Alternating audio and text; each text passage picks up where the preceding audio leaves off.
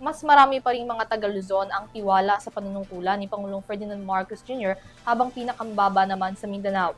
Batay sa pinakabagong survey na inilabas ng SWS, 40% ang nakuha nitong satisfaction rate pagdating sa kanyang pagganap sa tungkulin, habang 43% naman ang dissatisfied. Narito ang kabuuan ng balita. Mas mababa na sa mayorya ang bilang ng mga Pilipinong satisfied kay Pangulong Ferdinand Marcos Jr.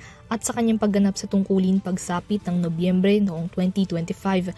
Batay sa pinakabagong survey ng social weather stations, 40% ng mga Pilipino ang nananatiling satisfied sa performance ng Pangulo. 1 puntos ang itinaas mula sa datos noong Setyembre. Pinakamataas ang nakuha niyang satisfaction ratings mula Balance Luzon na may 46%. Sinundan ng Visayas na may 44%, 34% mula NCR, habang pinakamababa naman mula sa Mindanao na may 28%.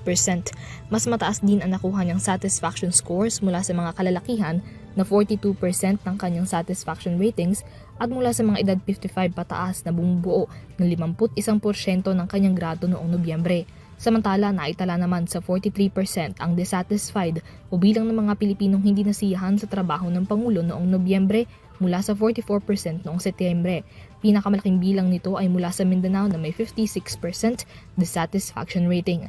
Nanatili naman sa 17% ang mga undecided. Isinagawa ang survey noong November 24 hanggang 30, 2025 sa pamamagitan ng face-to-face interviews sa 1,200 na Filipino adults nationwide. Para sa EuroTV News, Mia Layagin, sumasaludo sa bawat Pilipino.